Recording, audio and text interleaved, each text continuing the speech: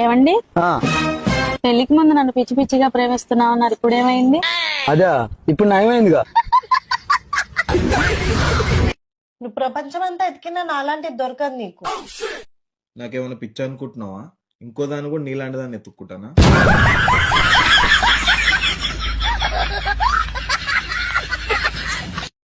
బావా నేను నీకు ఎప్పుడు అందంగా కనిపిస్తుంది? నువ్వు నిద్రపోయినప్పుడు. నేను నిద్రపోయినప్పుడు అంత క్యూట్గా ఉంటానా? క్యూట్ కాదు, నీ నోరు మ్యూట్ లో ఉంటది కాబట్టి. నాతోనంత బాధలు ఇబ్బందులు ఉంటే పంపించేసి మా పుట్టింటికి. అప్పుడు నువ్వు మంచిగా హ్యాపీగా సుఖంగా ఉండొచ్చు. రామచంద్ర, నేను పొమ్మనగానే తట్టబుట్ట చదువుకుని పోతూనే ఉంటావు అన్ని మీ అవ్వగారింటికి ఎప్పుడైనా. నేనెందుకు పోతా? ఎందుకేనంటే టార్చర్ చంపుతావు.